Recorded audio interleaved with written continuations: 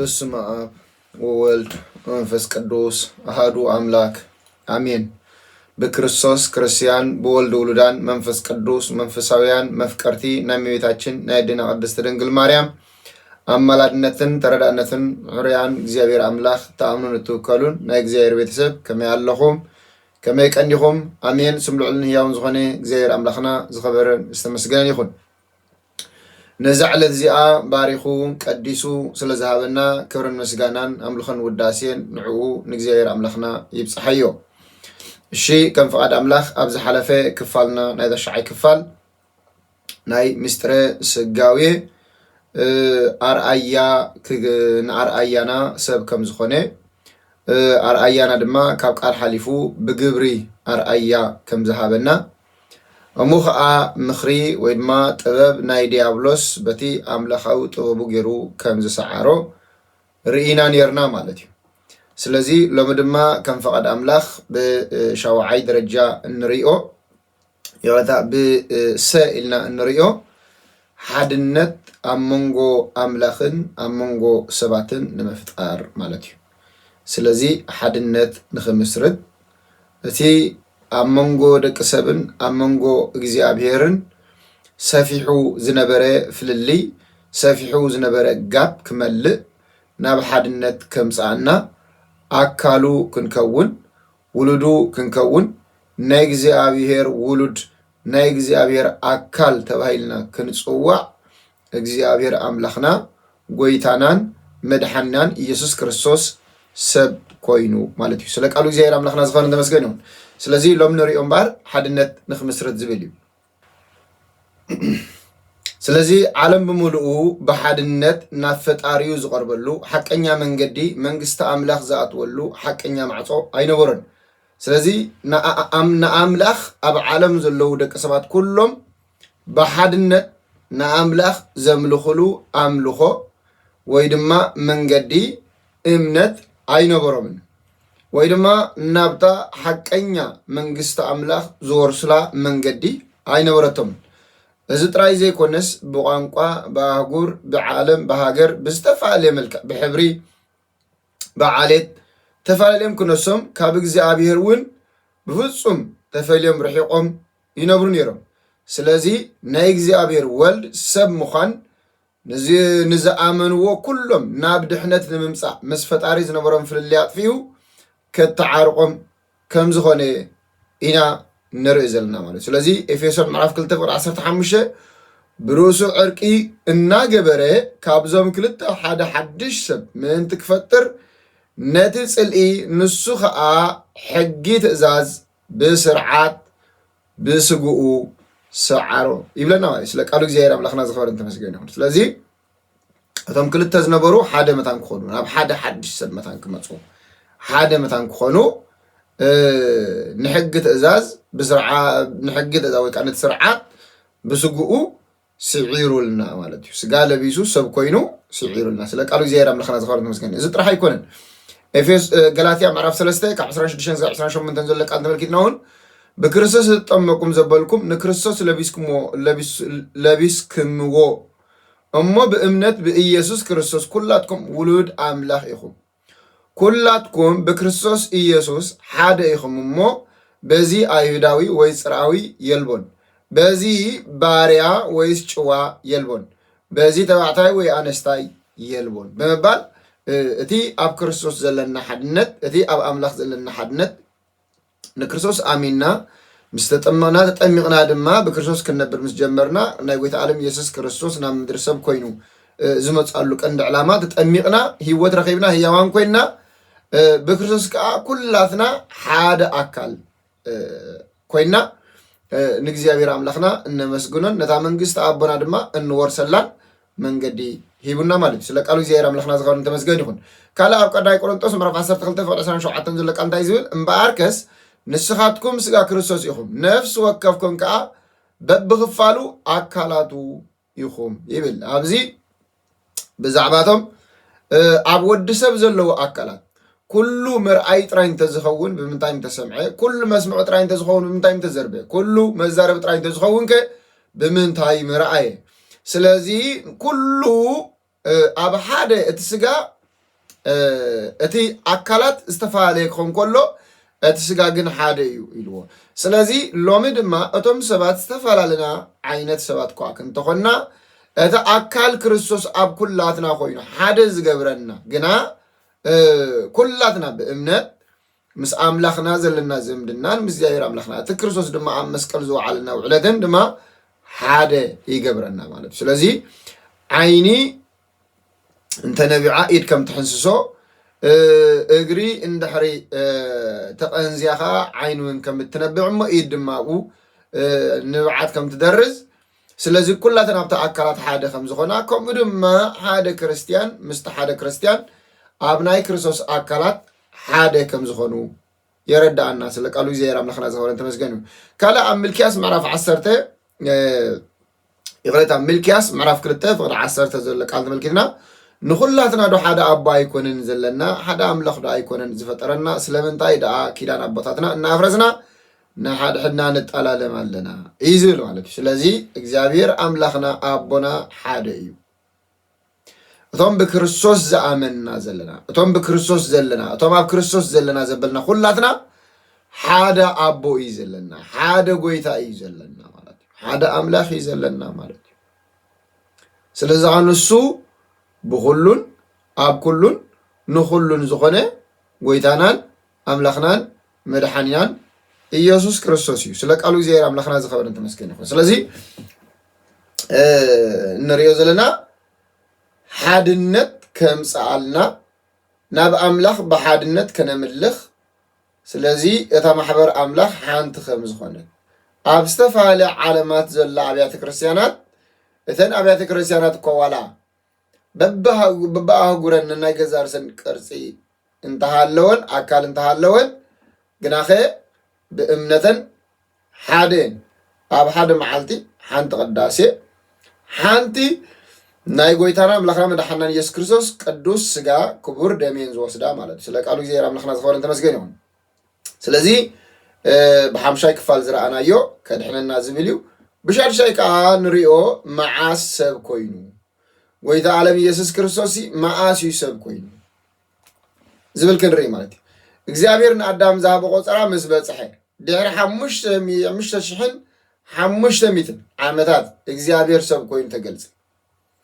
ገላትያ ምዕራፍ 4 ፍቅር 4 ዘሎ ቃል ተመልኪትና መልአት ዘመን መስበጽሐ ግና ነቶም ትሕት ሕጊ ዘለው ተሻይጡ ምን ትከውጾም ንሕናውን ውልድነት ምን ትክንረክብሲ አምላኽ ነዚ ካብ ሰበይቲ التولد تحت حقون زخونه ودو لا أخو يقولنا سلقالو زير أملاخنا زاخو نتمسكنه سلازي مجمرتا ملآت زمن مسبتصح حجم ملآت زمن مسبتصح كبهال كله اثنا أدام زهابو تصفع جزيو مسبتصح أنا بصحا جزيو مالتي سلازي جزيو مسبتصح اثنا أدام زهابو تصفع جزيو مسآخر لزمانو مسبتصح نتوم تحت حق زلو نوتهم حاتيات سريحهم ناي حق باراي خوينهم زنبرو ناي موت باراي خوينهم زنبرو مسل ولدنتهم زطفو ناي قسقلنا صلمت ويدما صبت امرو زغاطهم دق سبات نمدحان اتي انكو ودو تحت حق غاز حادر نعم كبل سغاله بيسو تحت حق زحادر كم سبات ببنيشتو زعابه كم سب كوينو أمدرز تمالالسه تحت حق حادره مالت حق تفطرو زغزو مالت حق تفطرو تغزيو سب كوينو أملاخ نزخ خاب سب يستولد تحت حقون زخونه ودو ناب عالم لاخو يقول ما يتسلك قالوا زوال مسكن سلاز غزيو مسبصح مارقس مراف حدا فوق 15 زلق قال انت مكيناون دحر ما اسرت يوحنس كا ኢየሱስ እና በገሊላ መጸሞ እቲ ዘመን ተፈጸመ መንግስት አምላካ ቀረበት ተነስሑ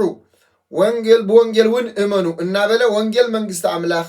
ሰበኸ ይብለና ስለ ቃሉ እግዚአብሔር አምላክ ነው እቲ ዘመን ተፈጸመ እቲ ዘመን በጽሑ አኺሉ እቲ ዘመን ነቦና አዳም ዝተዋሃቦ ዘመን በሐሙሽተ መዓልትን ፈረቃን ተወሊደ ከድሕነካ ዝብሎ ዘመን በጽሑ ስለዚህ እቲ ዘመን ስለዚህ በጽሐ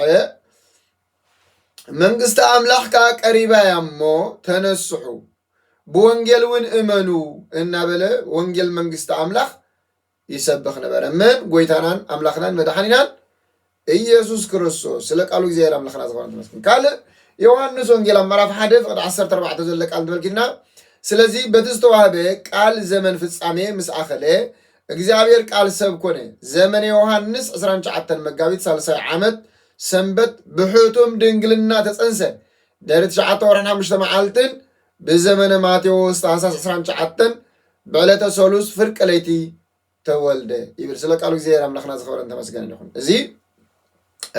أبزي يوحنس وانجيل صحيح زلو እግዚአብሔር ቃል ሰብ ኮነ ይዝብል አታ ምዕራፍ 1 ቁጥር 14 ጸጋን ሐቅን መልይዎ እቲ ቃል ሰብ ኮነ ጸጋን ሐቅን መልይዎ ካ አባና ሓደረ ይዝብል ግን እንታይና ዘለና በዘመነ ዮሐንስ 19 መጋቢት 30 ሰዓት ሰንበት በመተም ድንግልና ተጸንሰ ገብርኤል ዘበሰረሉ ሰዓት ማለት እዩ ዳር 9 ወርሕና 5 መዓልትን ድማ በዘመነ ማቴዎስ ታኅሳስ 19 በዕለተ ሰሉስ ፍርቅ ለይቲ ተወልደ ጎይታ መድኃኒና ኢየሱስ ክርስቶስ ስለ ቃሉ እግዚአብሔር አምላክና ዘኸበረን ተመስገን ብኸመይ ሰብ ኮይኑ ዝብል ቃል ክንርኢ ከም ፍቃድ አምላክ ማለት ብኸመይ ሰብ ኮይኑ ብሻውዓይ ደረጃ ንሪኦ ብኸመይ ሰብ ኮይኑ ዓለም ቅድሚ ምፍጣሩ ምስናይ ባህሪ አቡኡ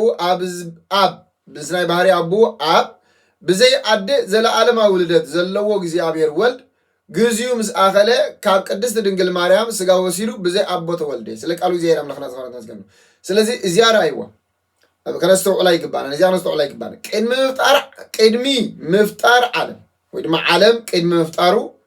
ምስናይ ባህሪ አቡኡ አብ ብዘይ አደ ዘለዓለማዊ ልደት ሕጂ አስተውዕሉ ዘለዓለማዊ ልደት እዩ ዝበሃል ግዜ ዝቁፀረሉ አይኮነን بجزء زوجنا يكونن أبوه قديم نيرو ولد خادم حلو ما تيجي لزبالة يكونن انتايدا ولد زي نبرلو زمن ولا حديله جن ناي أبو ولديو سلزي سرحم ولاديو سلز زلا علماوي لدت زلوا وجزابير ولد جزيو مس آخلها كابدينا قد سرنجل مريم كاب سجا وسيدو بزي أبو تولد مالت كاب سجا خان نفس وسيدو بزي أبو تولد مالتي ስለዚህ ቀዳማይ ጢሞቴዎስ ምዕራፍ 3 ፍቅድ 16 ዘሎ ቃል መልክና እወ እቲ ብስጋ ሰብ ዝተገልጸ በመንፈስ ጸደቀ በመላእክት ተራእየ ኣብ መንጎ አሕዛብ ተሰብከ ኣብ ዓለም ተኣመነ ብክብሪ ዓረገ ዝብል ናይ እምነትና ምስጢር ብርግጽ ዓብይ ኢሉ ስለ ቃሉ እግዚአብሔር አምላክና ዘኸበረን ተመስገን ስለዚህ እወ እቲ ብስጋ ሰብ ዝተገልጸ መን እቲ ዘለዓለማዊ ልደት ካብ አቡኡ ዘለዎ ምስ አቡኡ ማዕረ ዝኾነ ምስ መንፈስ ቅዱስ ማዕረ ዝኾነ ካብ አቡኡ ብቋሕ ከም ቋሕ ሰሙን ተፈልዩ ዘይፈልጥ نسو بمداية تقليج لنا بسقا سب تقلسه بمنفس دما صدقه بملاخو ترعيه اب منغو احزاب تسبكه اب عالم تأمنه بخبرخ عرقه زبلنا ابنتنا مستير عبيو مخنياتو كمرمر بزيك على عبي مستير سب كوينيو كمرمر بزيك على عبي مستير سب كوينيو سلازي ليرتنا يقويت عالم يسوس كريستوس ويدما تسقوتو ملكوت مسقا تواهيدو كابسجا دينا قد استرينجل مانن كابسجا وسيدو سب كوينو لكن زارب قلنا بفصوم زي مرمري ما نمسب كمرمرو زي كيلي ما نمسب كبصحو زي كيلي ما نمسب بأمرو دك سمات كبصح زي كالي سلازي بمستير عزيو بك بعابي مستير يلو بك عزيو عبي مستير إذا مستير إذا عزيو عبي لو ويتعلم يسوع قدوس باولوس مالتيو قال سب مخانو كنا حاسب كلنا كزنقو زي قبوهم ناي أملاخ فتصم سب مخانن ناي سب فتصم أملاخ النت زردونا حق تاتلو إذا خا أمونغو قالن سيغان زلو هدتيو بتعمل كويس قرم كويس بتعمل يزقرم سلازي قال سيغا كونه كبحال كولوسي أمونغو قالن أمونغو سيغا أمونغو أملاخن أمونغو سبن مالتي مونغو أملاخن أمونغو سبن እግዚአብሔር ወልድ ስጋ ለቢሶ ሰብ ኮይኑ ክባል ከሎ አመንጎት መለኮትን አመንጎት ስጋን ዘለው ህደት አዝዩ ዘደናው ስለዚህ ዝኽንብል ከልና ግን ታይ ማለት ነው እስኪ ነስተውለሉ እንተልና ዘንበለ ውላጤ ወሚጠ ሓደ ነገር ናይ ባዕሉ መንነት አጥፊኡ ዘይነበረ መንነት ክትክ እንከሎ ተለውጡ ወቃ ሚጠት ይባል እዝጋ ናይ ዝኾነ ነገር መሰረታዊ መግለጽ ዝኾነ ናይ ባህሪ ለውጢ የርእሎ ማለት ውላጤ ማለት ለውጥ ማለት ስለዚህ ናብነት ይበል ዕንፀይትን ስርሓት ጨርቅን ንግዚኡ ድሒሩ ምልዋጡ ናብ ዝነበሮ ናይ ቀደም መንነቱ ወይ ባህሪው ዝምለስ እንተኮይኑ ከዓ ሚጠት ምምላስ ይበሃል ሕጂ ናብነሲ ናይ ዕንፀይቲ ስርሓት ዕንጨይቲ ዝኾኑን ናይ ጨርቅን ንርአ ማለት እዩ ሕጂ ውላጤ ዝበሃል ምልዋጥ ማለት እዩ ይቕየር ባህሪው ይቕይር ማለት እዩ ሚጠት ማለት ከዓ ምምላስ ማለት እዩ ፀኒሑ ናበይ ይምለስ ማለት እዩ ናብቲ ዝነበሮ ባህሪ ይምለስ ማለት እዩ ሕጂ ቃል ወይ ድማ መለኮት ምስ ስጋ ተዋሂዱ ክንብል ከለና ግን ብዘይ ምልዋጥን ብዘይ ከዓ ተለዊጡ ነይሩ ከዓ ናብ ዝነበሮ ባህሪ ምምላስን እዩ ሰብ ኮይኑ ንብል ዘለና ሕጂ ጨርቂ ወይ ድማ ዕንፀይቲ እንተሪእናዮ ይነድድ መጀመርታ ደሩቕ እዩ ነይሩ ድሓር ምስ ነደደ ግን ናብ ሓሙኽሽቲ ይቕየር ካብ ሓሙኽሽቲ ተመሊሱ ናብ ዕንጨይቲ ወይ ከዓ ናብ ጨርቂ ክምለስ ኣይክእልን ስለዚ እዚ እንታይ ይበሃል ተለዊጡ ይበሃል ሽምዓን ጨውን እንተሪእና ከዓ ሚጠት ተባሂሎም ናይ ሽምዓን ናይ ጨውን ምቕያር ከዓ ሚጠት ይበሃል ንኣብነት ሽምዓ መሰምከኽካዮ ማይ ይቕየር ድሓር ምስ ዝሓለ ከዓ ናብ ዝነበሮ ሉኪድ ይቕየር ማለት እዩ ናብ ዝነበሮ ደረቕ ነገር ይቕየር ማለት እዩ ጨው ከዓ መሰፍላሕካዮ ኤቫፖሬት ይገብር ብማይ ጨው ነይሩ ብማይ ተሐቅቆ ብማይ ምስ ሓቀቃዮ ናብ ማይ ይጠፍእ ጨውነቱ የጥፍእ ማለት እዩ ድሓር እንድሕሪ ኣፊፍካዮ ከዓ ናብ ጨውነቱ ይምለስ ማለት ነቲ ማይ ምስ ሃፈፍካዮ መሰውዓካዮ ከዓ ናብ ጨውነቱ ይምለስ ሕጂ እዚ ከዓ ሚጠት ይበሃል ወይ ከዓ ምምላስ ይበሃል ይምለስ እዩ ናብ ዝነበሮ ቦታ ይምለስ እዩ ናይ ቃልን ስጋን ወይ ከዓ ቃል ስጋ ኮነ ክበሃል ከለና ግና መለኮታዊ ባህሪኡ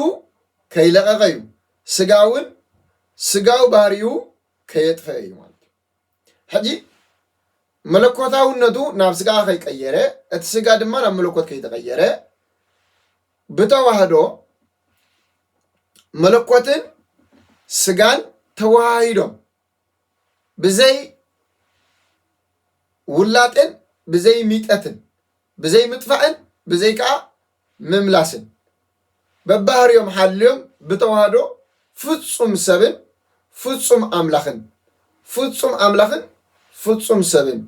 ኮይኑ ማለት እዩ ስለ ቃሉ እግዚኣብሔር ኣምላኽና ዝኸበረን ዝተመስገን ይኹን ስለዚ ናይ ቃል መለኮታዊ ባህሪ ሙሉእ ረቂቕ ዘይመውት ኣምላኽነት ክኸውን ከሎ ናይ ስጋ ባህሪኡ ገዚፍ ፍጡር መዋቲ ድኹም ውሱን እዩ ክልቲኦም ብተዋህዶ ሓደ ምስኮኑ ናይ ቃል ባህሪ ንስጋ ናይ ስጋ ባህሪ ንቃል ናቱ ገበረ ኢልና ንኣምን ዳ እምበር ሓደ ከም ዝብልዎ መጀመርታ ቃል ገዛኢ ነይሩ ሰብ ምስኮነ ግና ንዕኡ ተገዛኢ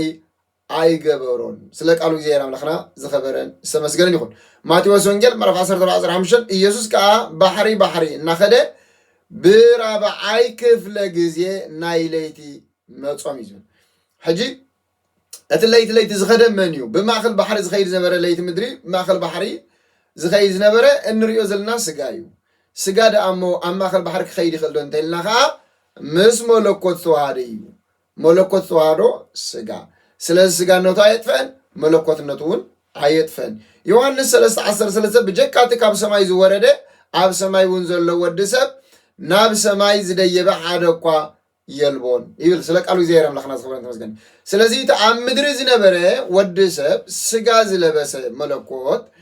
ኣብ ሰማይ እውን ነይሩ ስለዚ ኣብ ሰማይ ዘሎ